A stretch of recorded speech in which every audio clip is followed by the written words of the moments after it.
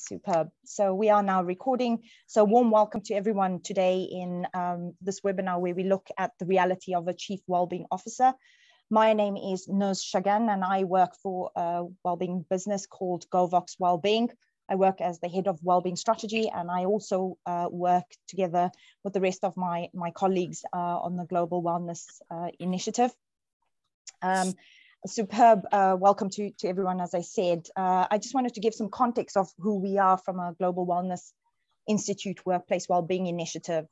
So really we are a group that's formed from respected and well-credentialed professionals from across the globe who really work within the wellbeing space. And each year we seek to serve the betterment of humanity through our efforts to add value in workplace wellbeing.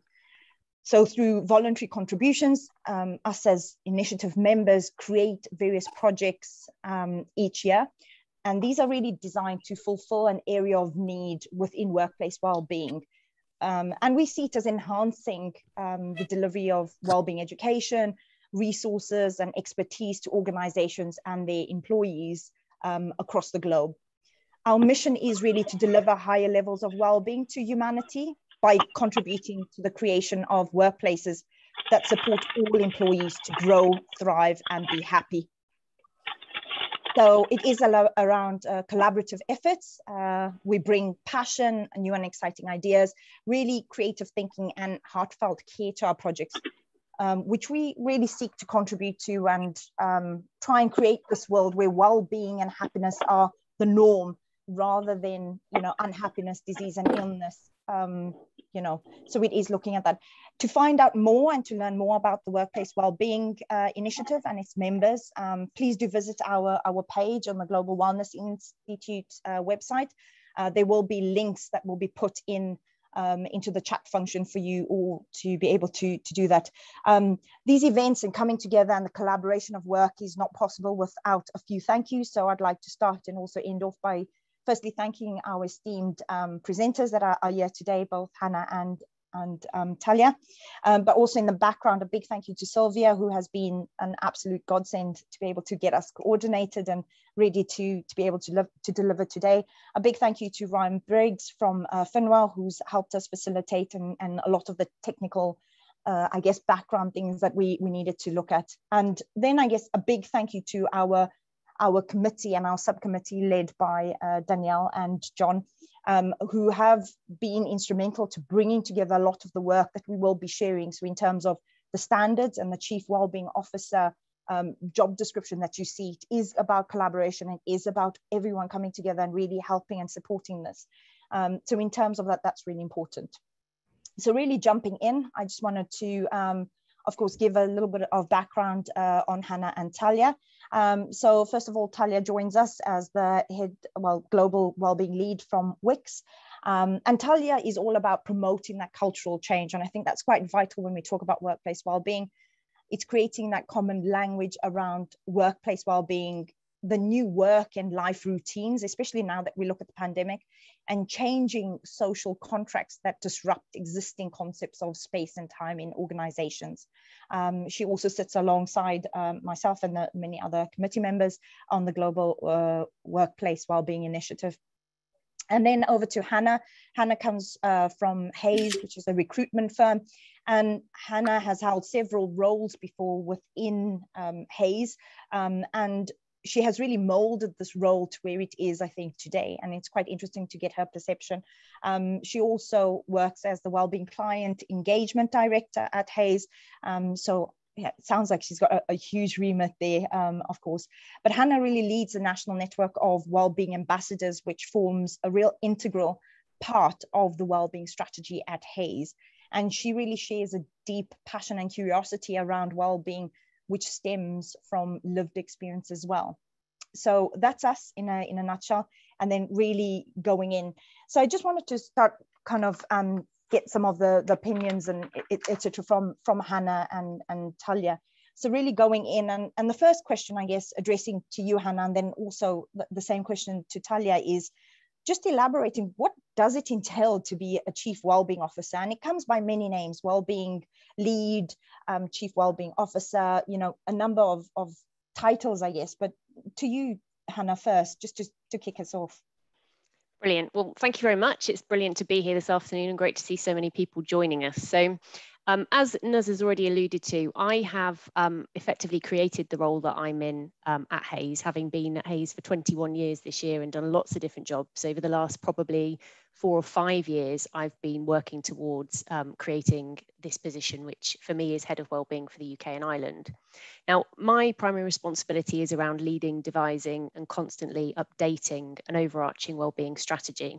The main objective of that is keeping our employees healthy, well and empowered to achieve their full potential. Now, we really make sure that that wellbeing strategy is fully holistic, so it approaches addressing physical, mental, social and financial well-being. And importantly, it's critical that it aligns to and is integrated into overall business objectives. Now, for me, it includes a significant level of employee engagement to properly understand what the key issues are that impact well-being within our specific organisation. And I think the role is also about unpicking the really complex interplay between work issues, so things like job design, physical environment, line manager support, level of autonomy, demands and goals, pay, and having things like clear objectives, and life issues, so things that impact our ability to feel good and function well at work. And this could be anything from, not having had a good night's sleep through to going through divorce, being a parent, moving house, living with an ongoing health condition. It can be a whole host of things that can impact our ability to do our job well. So I think the role is about acknowledging that one size doesn't fit all when it comes to wellbeing, and making sure that your wellbeing strategy enables people to pick and choose what works for them. And I think there's a really important external angle to my role at Hays as well, which is about my external network, which for me is absolutely imperative to my knowledge and understanding of what's going on in the wider context of wellbeing in the workplace. It helps me to understand some of the shared challenges that other organisations face as well as ourselves. But it also really is a brilliant place for sharing best practice and understanding what external providers can offer, because I think that's a really important part of a holistic wellbeing strategy, is that you do turn to external experts to really make sure that you're offering the best that you can to your employees. I think there's a big part of keeping abreast of reports and surveys and really trying to make sure that you understand what's coming up, what are going to be the future trends in wellbeing, and how might that impact our employees, and therefore how does our wellbeing strategy need to evolve to incorporate that. So I think for me it's very much about owning that overall strategy, but looking at all the different elements that come into that, both internally and externally, to really make sure that the strategy that we go with is consistently evolving to meet the needs of our employees at any given moment. Sounds interesting, especially taking that holistic approach, both internally and externally. Coming to you, Talya, same question. What does it entail to be a Chief Wellbeing Officer? Okay, so first of all, really excited to be here, and it's amazing to be with like-minded people, because I think we are all on a mission and a journey to promote well-being in organizations. Maybe I'll start with a bigger question from my perspective, and this is something that I was dealing with, and I, like Hannah, invented this role. So in my previous company, I worked for Ramdox, and this was the first step that I made. And then at Wix, and many times among people, HR people and managers, there is a question of why having this kind of role at all. And what is well-being in the workplace, and what is the responsibility of the employer, the roles and responsibilities of the employer on the personal and various aspects of the employee's life. And I want to share a very short story from a conversation that I had with John Toomey when I first joined the Global Wellness Institute. And I asked him this question, and I really liked his answer. So he told me he was a football coach in Australia many years ago. And being a football coach, he was making sure that the players go on the field in their best self, healthy, happy, and taking care of all aspects of their life. And this is how they play the game to the best of their capabilities. And it's exactly the same for organizations. So making sure that we take care of all aspects of the employee's life. And we see these days, I call it, people don't live on the edges before 9 a.m. or after 5 p.m. or 6 p.m. or on the weekends or on holidays. And we bring ourselves to work and we come with everything that we had during our home. If I was having a conversation with my kids and this impacted me, or my relationship and anything else, and Hannah mentioned, if I go through a divorce, or everything comes to the workplace. And the same at home, if I was dealing with something at home, at work, and this conversation with my boss or whatever is bothering me is impacting my sleep at night. And maybe I'm a little short with my kids. And the reason that we need to look at us ourselves and our employees as whole people is really to make sure that we have this win-win situation. So we are fully present and bring our best selves to work, and we are fully present and at our best at home.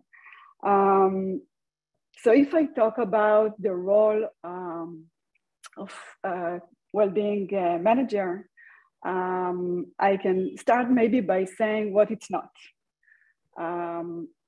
And it's not an evolution of an employee experience role or a welfare role. And it's not about doing a specific activity or a wellness week or a step challenge or even launching a mental health app, although they are all part of the role, but as it's not a tactical solution approach. It's not about making people feel good and being a therapist to these people. And I think it's important to talk about what it's not in order to say what it is. And from my perspective, it's really about changing culture, and it's a big mission. And it's something that takes time, and it's something that is hard to measure. So I used to be working in innovation, and many times the question of how you measure innovation reminds me on how do you measure well-being, and maybe we'll get to it a little bit later. But it's not straightforward. It's about creating a strategy. And so many times I hear about organizations that, you know, we need to get people back to the office very quickly. Let's think what will make them come back to the office. And we need long-term thinking. So we need vision, we need values, we need a real strategic plan. And we also need to overlook various departments, I can say, in organizations. And this differ from organization to organization, but different aspects of well-being sit sometimes in the compensation and benefits department with insurance and health aspects. Sometimes it sits in HR, in organizational development, and sometimes there are operational aspects related to gyms and memberships, and someone that can overlook all the different aspects of well-being in the organization and really have the authority to deal with it. And I think one of the other aspects that I will mention is addressing stress and burnout and various aspects of mental health. And I think that the ability to create platforms within the day-to-day of the organization and within the day-to-day of people, and provide a toolbox for people to be able to really recover and recharge and take care of themselves. We use many times a slogan said, it's time for some me time. And how do you make it really something that is in the norm for people to take this, it can be very short 2-minute breathing recovery, or taking a walk, or doing something together with other people. And this is not something that happens outside the work boundaries. I think it's something that we need to, I don't have all the answers, but we need to find solutions to make it really embedded into our day-to-day and into our work days and our life. Oh, Thank you for that, Talya. I think some really key things is, when we're thinking about this kind of what role, what it entails, it is about being an individual that can juggle a lot from the sounds of it, but also has that business acumen and real passion to be able to drive it. It's definitely not, I guess, not rocket science. I think it's harder if I think what it entails to be a Chief Wellbeing Officer. So coming to you, Hannah, I think posing the question is, what do you think are the essential skills of a Chief Wellbeing Officer, and of course really leaning into your expertise as a recruiter, just give us a little bit about that, the kind of skills. Well, firstly, I would just add to the sort of importance of why this role has become so vital within an organisation, and I think we'd all agree that we've seen sort of consistent momentum gathering in regards to employee health and wellbeing over the last decade, but I'm sure we've all seen that the pandemic has catapulted that topic firmly to the top of most organisations' agenda. I think that the workplace is fast becoming a priority setting for health promotion in the 21st century. And I think there are a lot of health issues that organisations can have a real impact on. We know that it's estimated that an individual spends a third of their working life in the workplace. So it's really easy to see how businesses from all sectors have the opportunity to play a significant role in not only making sure that people's health isn't harmed by being at work, but quite the opposite, that work can actually nurture an individual's health and well-being. Now, we've seen a real significant rise in the number of organisations that are employing somebody to be responsible for wellbeing within an organisation. So back in 2019, when I was on my journey to try and encourage Hays to create a role for me as Head of Wellbeing, there were a mere 650 individuals on LinkedIn in the UK with the job title of Head of Wellbeing or Wellbeing Manager or something along those lines. This morning, there are 133,000 employees in the UK who have either a job title that's some variation of head of, director of, or wellbeing manager. So, the increase in focus on this role is phenomenal. And for me, the key benefit to having someone in this role in a standalone position is that it affords you the opportunity to fully embrace the many advantages of good health and wellbeing. So I think it's fair to say that most organisations get the importance of health and wellbeing, but what they lack is this coherent wellbeing strategy. And instead, they have a disjointed bunch of wellbeing content, initiatives, benefits, which end up falling short of their potential, either because they're an additional responsibility for someone to roll out who generally sits in HR or people and culture, and the engagement and uptake is poor, or because they're not being provided to match the needs of employees. So I think the importance of this role per se allows you to really move from retrospectively supporting individuals who might have suffered ill health and only focusing on supporting individuals and proactive initiatives, only focusing on things like promoting national awareness days. And it certainly is a journey. And I think, Talya mentions this as well. For me, it's enabling my employer to understand that when we talk about wellbeing in the workplace, we're not talking about virtual yoga and free bananas. We're talking about the fundamental features in the workplace that impact our ability to feel good and function well.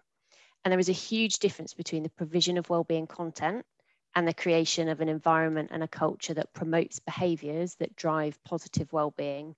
And it's infinitely easier to achieve that when you've got someone who's dedicated in that role.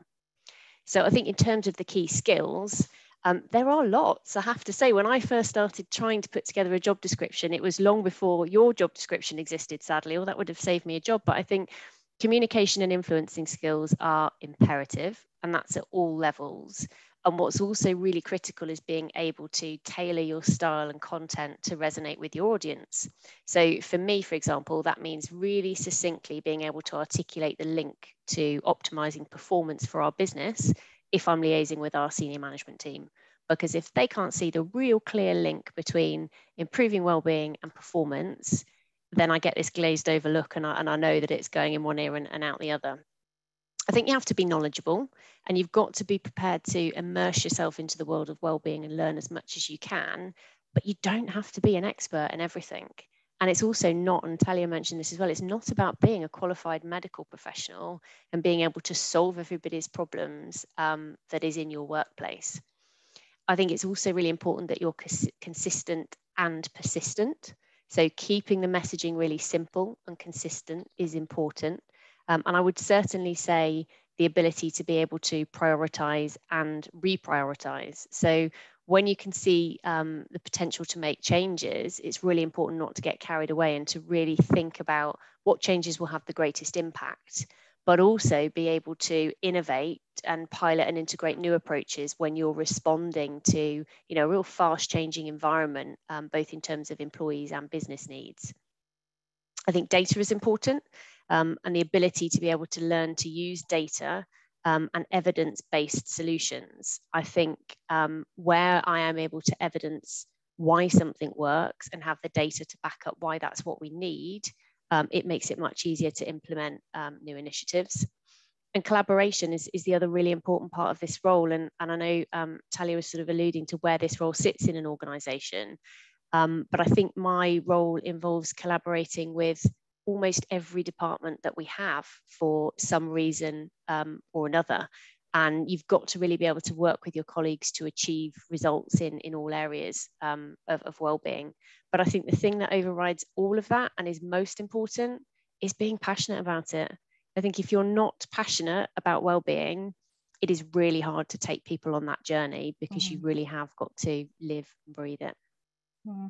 No, thank you. I mean, really insightful. I really love the consistent and persistent. I think that really really talks a lot around that, and that collaboration and the cross-functional working together and being passionate. I think it's moving away from being focused around policy and procedure, and how are you, again, reiterating what Talya said, it is about that change, that moving things, that cultural change that needs to occur.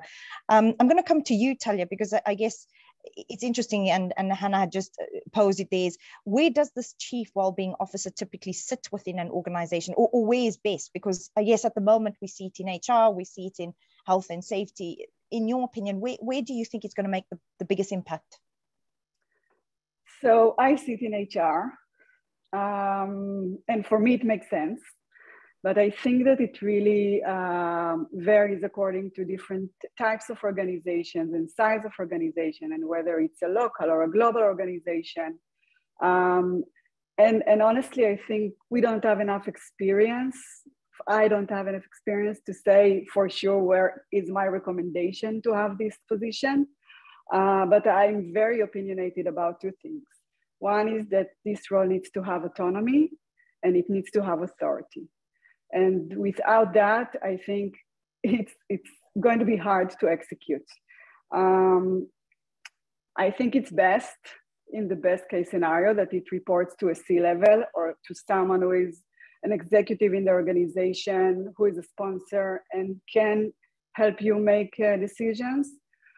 It's not a must, but I think that in any case, it needs to report to some kind of executive sponsor, management role that can support you in making decisions, that can help you in bridging these, I think, still existing gaps. Because when you work with the different interfaces that Hannah mentioned, you need them to understand what you do, and you need someone sometimes to support you in the organization's politics. And to make this collaboration work. I think that you don't need, even one executive sponsor is good.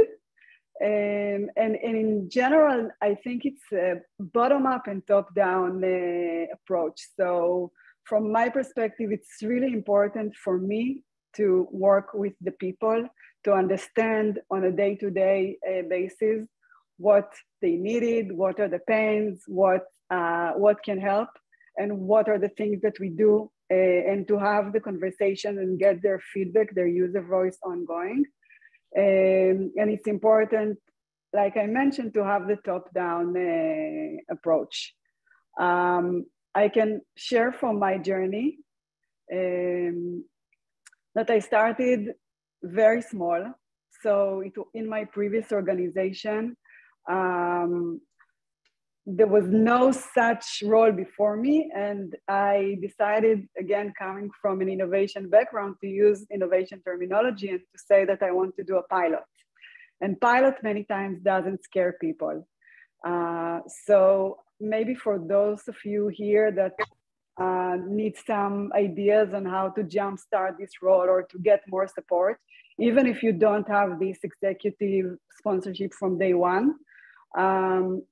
My first step was to find one VP in the technology unit to get some OKs from HR and compensation and benefits and from different people, just that they know that I'm starting something. And I started with a pilot with 25 people, and the call for action was, do you want to improve your well-being, reduce stress? And it was a first step, but then this really grew into 3 courses like that, and a community, and eventually to a role in HR. So it's a journey, and sometimes, and this is my encouragement, and this is the passion that Hannah talked about, to do this role, you need to be creative, you need to be innovative, you need to understand that you will face many closed doors, and then you'll try to get from the window inside. You need to dare, but it's really an interesting, sometimes not very easy, but an interesting journey. No, thank you, Talya. I think, yes, it's interesting that you use the words kind of autonomy and authority, because I often feel that with these roles, and, you know, just coming back to not get hung up on the word Chief Wellbeing Officer, it's that word and that terminology is also extended into Chief Wellbeing Officer, but also Wellbeing Leads or Global Leads or Chief Wellbeing Director. You know, there's a number of names that you call it, but the consistent messaging that I'm seeing is it's not always the one that sat at the table, like your CFO or your Chief Marketing Officer even. You know, it tends to be that it sits underneath somewhere else, and sometimes is a little bit hidden. And I think we've discussed this several times, it's how does it play a pivotal role, because it is about, it forms a big part of the social impact element of an ESG strategy. It's so pivotal. It's so important when we think in terms of just delivering, productivity, all of these elements that we often talk about in an organization. So I guess this is a good segue over to you, Hannah, just to ask in terms of what advice would you give to either recruiter or I guess a lot of employers at the moment that are looking to secure this role within their organization, especially post-pandemic. I think globally I'm seeing this huge increase. I think you referred to it, that we've now got 144,000, I guess, people within the UK that have that title. So, what kind of advice would you be giving companies? I think the first thing that's really important is to be really clear, and this is generic recruitment advice in the sense that be really clear on what it is that you're looking for and what's important.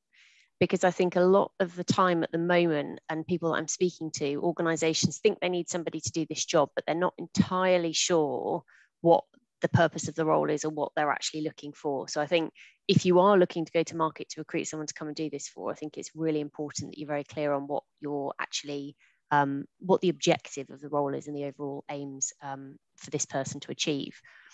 I think when you're recruiting for what's a relatively new to the market role, which this is, 10 years ago, this didn't really exist as a job. And I've seen this over the years at Hays, 10, 15 years ago, we didn't have data scientists. Now we recruit for them all the time. There are lots of roles that become new to the market. And we've said this a few times, but I think it's really important when you're looking at roles like this, that you recognize that you're unlikely to get applications from individuals that have been doing this job for many years, because this job didn't exist many years ago. So it's also important, therefore, that you are prepared to be quite, again, creative about what you're willing to consider in terms of an individual to come and do this role for you. So be prepared to take a chance on individuals. A lot of the people in my external wellbeing network are individuals who have carved out this role from a former very successful career. So, I think a couple of us around this table have already said exactly that. up until quite recently, we were doing different jobs within our respective organizations. So I think if you're looking for a candidate to come and do this role for you within this organization, it's thinking about the skills that they've gained in other roles that they've had and how they would bring those to this role. I also often find that people who move into a wellbeing role are people who have had some sort of life experience which has made them highly passionate about wellbeing, whether it's some sort of traumatic experience or something that has just really made them focus on their own well-being. And therefore, they are incredibly committed and exceptionally motivated to make a difference in this area. So I think it's about being very clear on what the responsibilities are of the role, and what the skills and expertise are that you're prepared to consider. It's also critical in this market that you are prepared to move quickly. Speaking generally about recruitment, we have never been as busy as we are right now for such a consistent period. So I think we're in our 6th consecutive month of record levels of job registrations in the UK, this is. And consequently, candidates at this moment in time, generally speaking, have got 2 or 3 job offers on the go at any one time. So I think as an employer looking to attract somebody to do this job, it's really important that you move quickly. It's really important that you are very clear on the benefits that are available and why it's a great place to work. That employee value proposition has never been more important. And I think wellbeing forms a huge part of EVP, and is something which more and more organisations are recognising is something which candidates are asking about. They want to know what an organisation is doing about wellbeing. It's become, equally as important as, do you have an ED&I strategy, and what is that and what does it look like? So I think being really open about all of those things, but keeping an open mind about job title. This has been mentioned lots of times. I see lots of variations of head of wellbeing, wellbeing manager, wellness, health. Ultimately, most of the time we are talking about the same thing. It's purely semantics, but a lot of the time this role is combined with something else, whether it's reward or whether it's ED&I. In some instances, it's part of a more generalist HR role as well. So I think it's not being hung up on the job title of individuals that might be in the market looking for this job, and looking beyond that at the skills they can bring to your organisation. No, that's brilliant. Thank you for that. And I think this is where the work that has been done, I guess, by the committee and the subcommittee, and really spearheaded by, taking our first dig at it and really putting us into perspective, was Danielle Watkins, who's unfortunately not on the call, who's put together the job description of a Chief Wellbeing Officer. And this is the kind of process that we've gone through, is actually, what does it entail? What are the kind of skills or qualifications, and what do we need to be looking at in terms of this role? Because it's got such a huge impact in a business. And I think we'll come onto that. But coming to you, Talya, I guess with being in this role often, it's such a tough role. How do you navigate being in this role? Because of course, being in a global remit, and we look at various people that are looking at different countries, different cultures, etc. How do you navigate it? So first of all, I try to walk the talk. And like I preach to everybody else all the time, that you need to put the oxygen mask on yourself first. So I try my best to take care of my own health and well-being, whether it's physically, exercising, sleeping well at night, eating well, getting emotional support, mentoring, etc. And I think it's really critical in this kind of position. So the first thing is, I believe, taking care of myself, so I'm at my best self when I need to come and do this kind of role. Talking about the global aspect, when it's relevant for global companies, actually I currently have wellness committee, and we have a wellness lead from each site, from each country, and it's really helpful, and it's a new thing. So we delegated one person per country, and we meet now every week because it's new. Maybe it will be less often in the future. And in the beginning, it was very local. So because there are cultures and legal aspects, and it's always a local program related to the local needs and whatever is relevant for the time and for the people. but it's very helpful to share and get ideas from other places, and to try, and we try to centralize and have some kind of a common language and look and feel, and to reuse some things that other people are doing, and to try and have a common calendar and act upon this calendar. And this is also a process, but for me, it's very helpful. And to bring, you know, to educate and to bring my views to additional people who will hold this approach in the organization.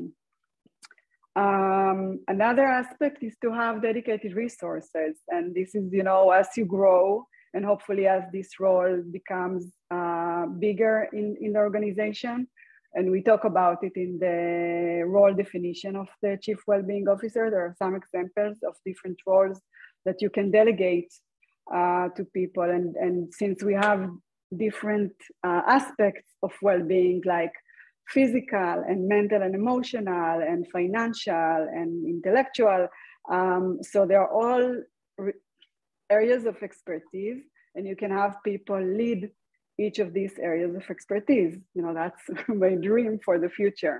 You can have people take care of the communication aspects, which are so important, and the awareness. So breaking, and it doesn't need to be under my management per se. I can find people in the organization and delegate these aspects. And what is really helpful, I mentioned before the first courses that I did as pilots.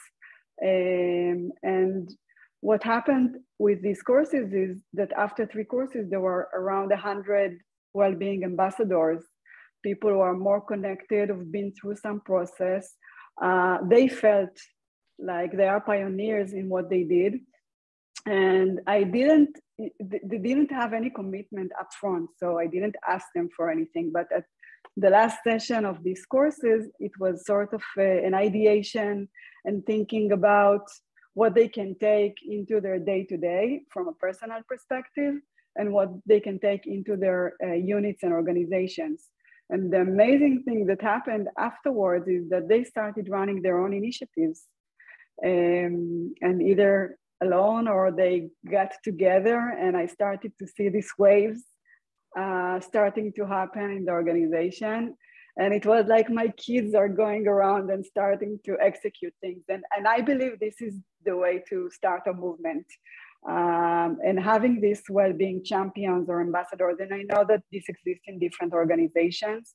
Sometimes it's generic well-being or wellness, sometimes it's with specific aspects of mental health, but I think getting people from around the organization to participate is your way both to understand what is happening in the field, because sometimes we sit in the corporate offices and we think that we know, but people will always tell you what is needed in reality. And I think part of the role that we're doing is to really, really, really make an impact.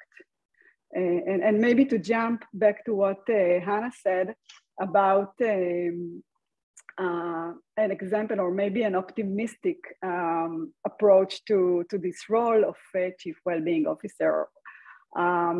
So being in my previous role as Director of Innovation a few years ago, it was exactly the same situation.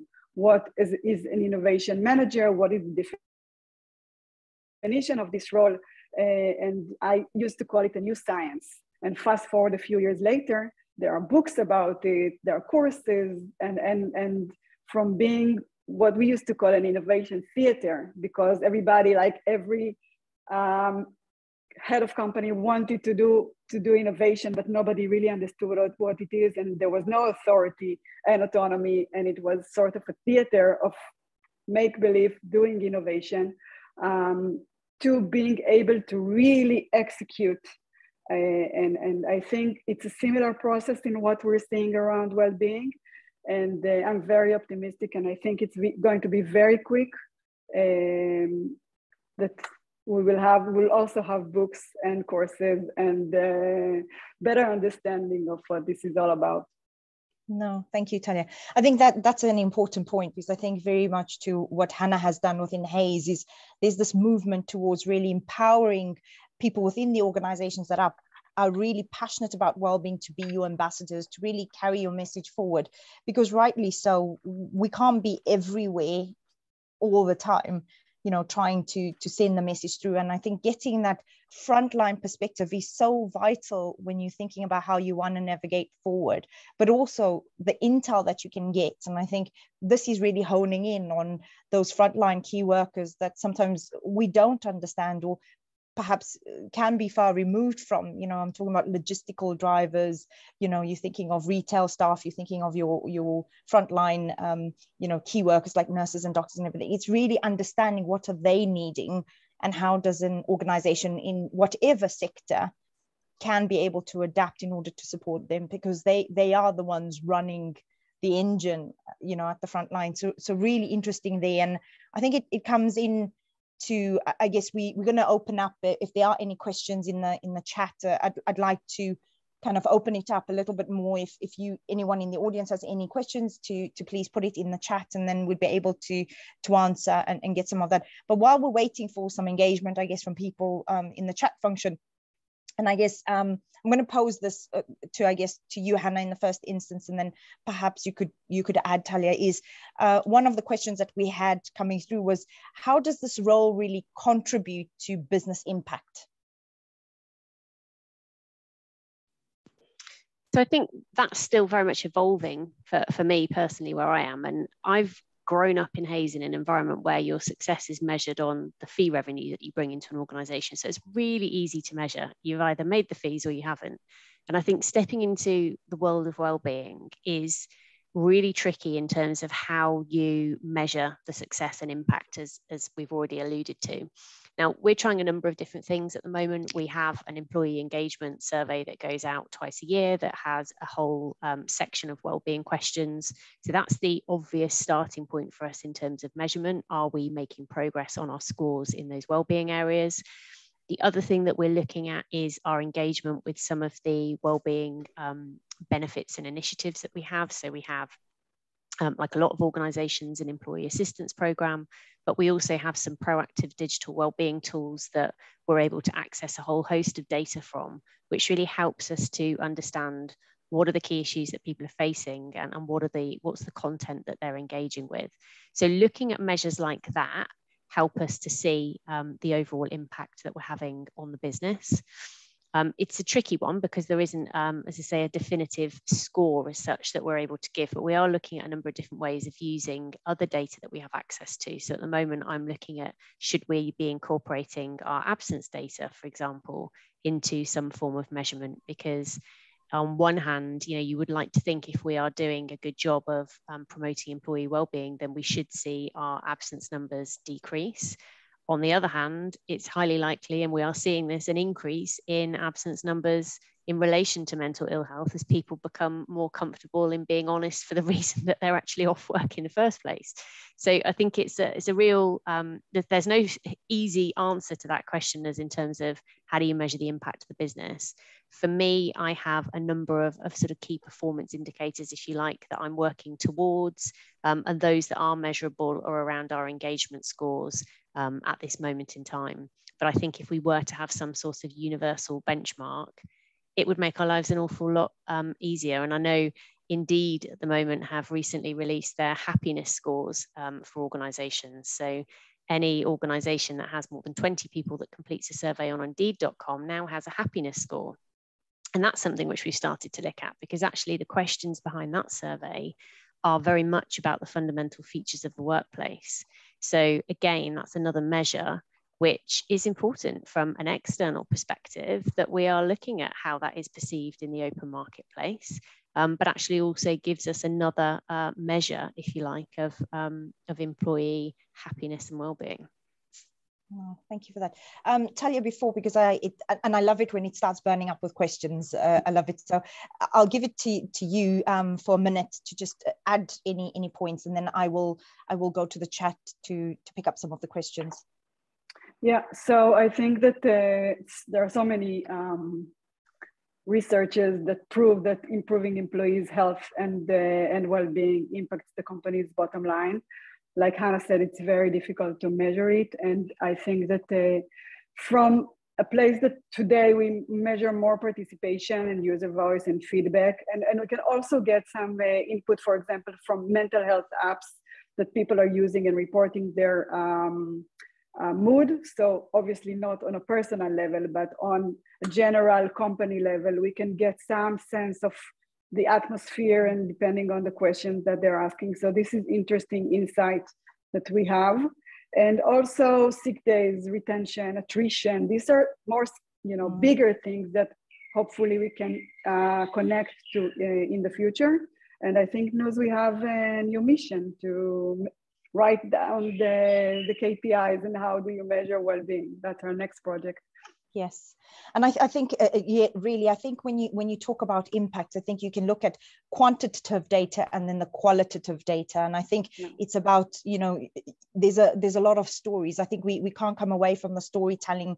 When you've helped an individual in an organization, and then there's a plethora of data and measurement that you can also do. So now coming to some of the questions, and I think.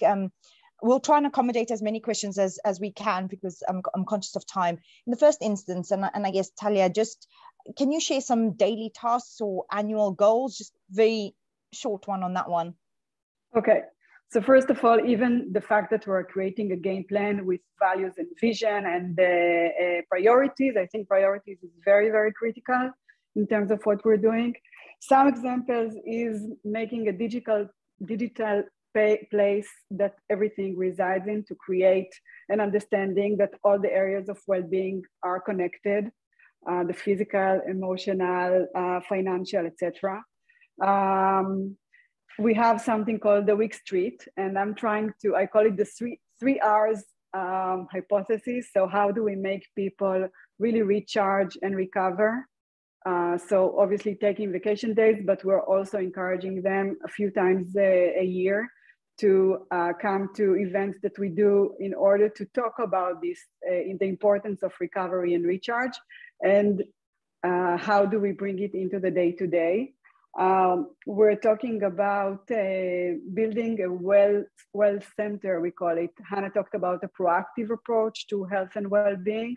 So how do we support employees with different sort of packages that are not only for dealing with them being sick or having ergonomic support when their back breaks, but really to help with things like I can't sleep well at night.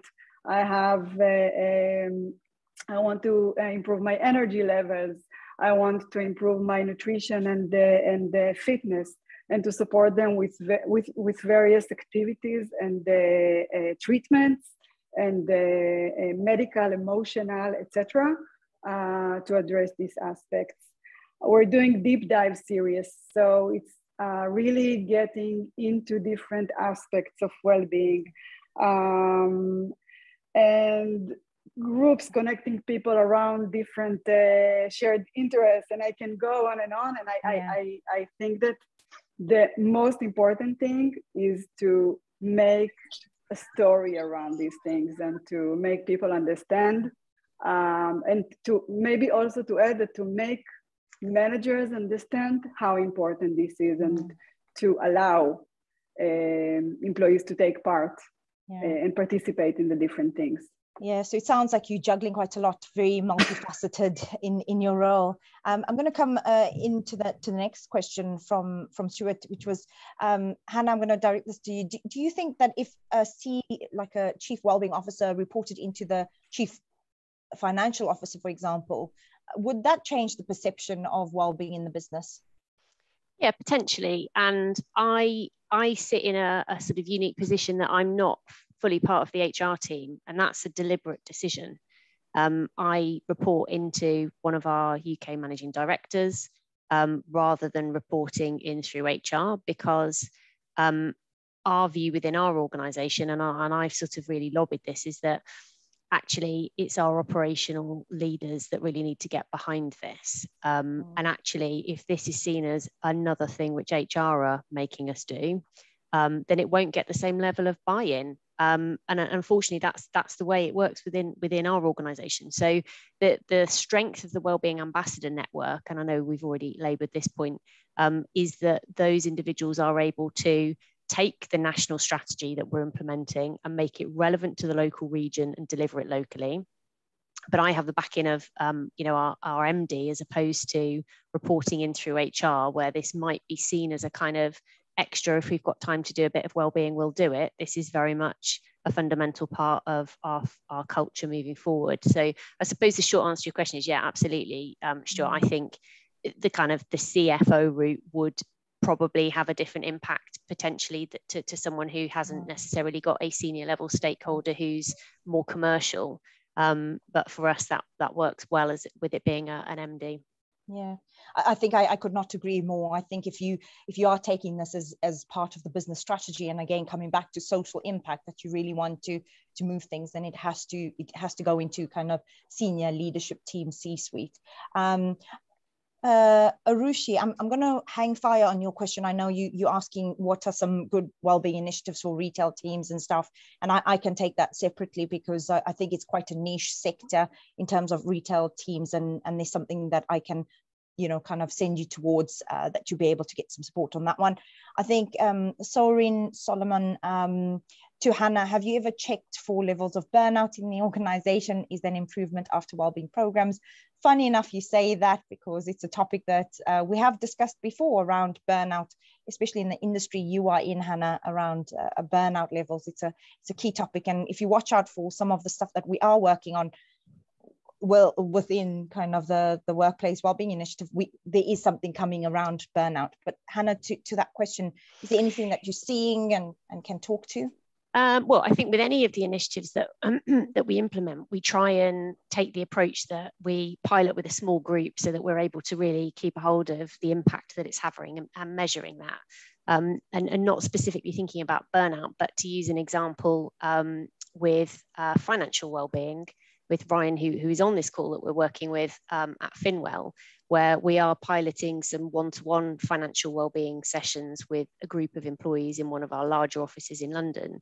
And that's a really good way for us to kind of take a select group of individuals, implement a particular program, and measure, what does that look like beforehand in terms of the level of knowledge and understanding and feeling when it comes to financial wellbeing, and really have some really good data at the end of that to say, has this worked or has this not worked, before we look at how we implement that further. So not in regards to burnout per se, but we always do try and take the approach that we measure where we're at before we start, then we implement something, and then we measure where we're at the end of that.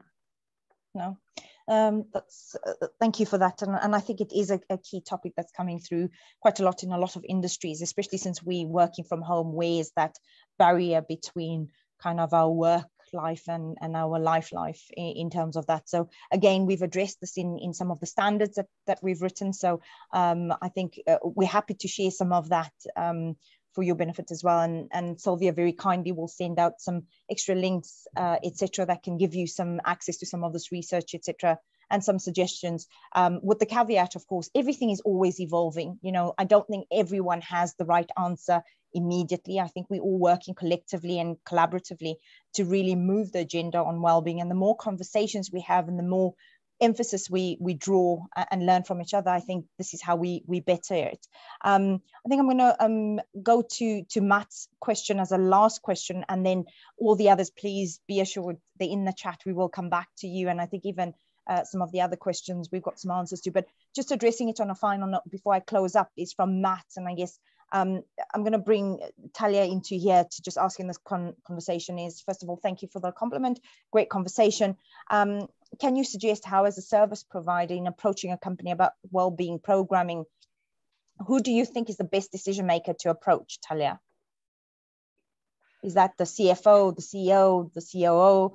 I mean, I have an opinion about this, but I will let you take it.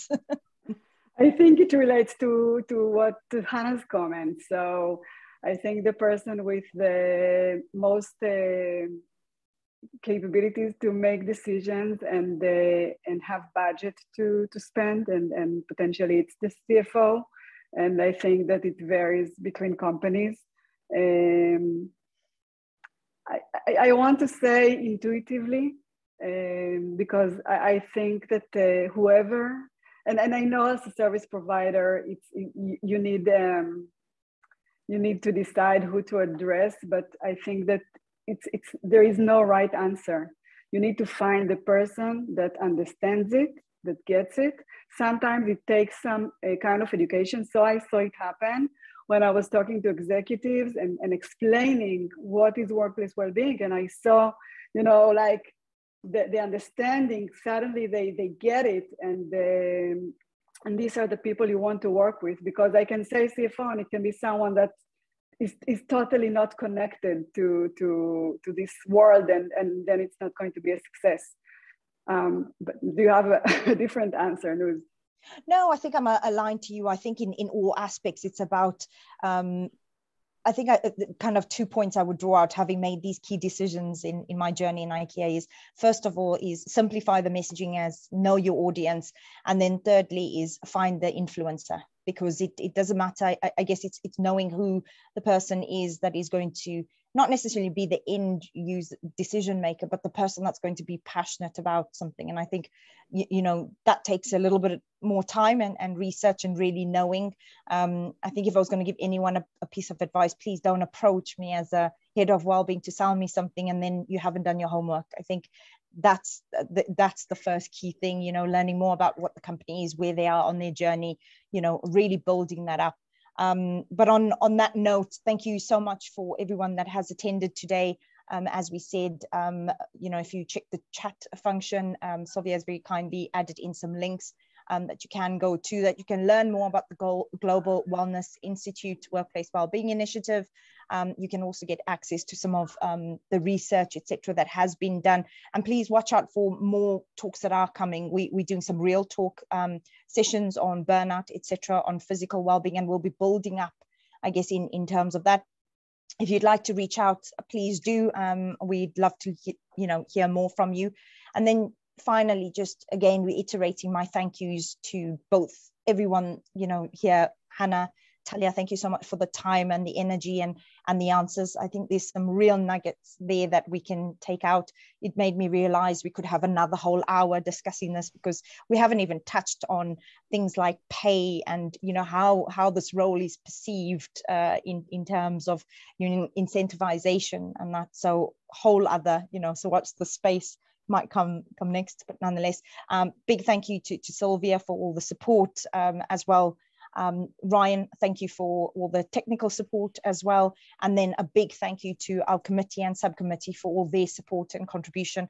As I reiterate, it is on a voluntary basis, you know, out of hours, and we are all on different time zones, from Australia to Israel to the UK to the US, and having that global collaborative effort really makes us quite reassured that we are moving things in the right direction.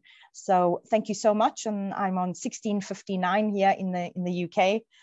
So good time check there, and enjoy the rest of your day or evening. And thank you again for all your active contribution as well. Thank you, Nuz.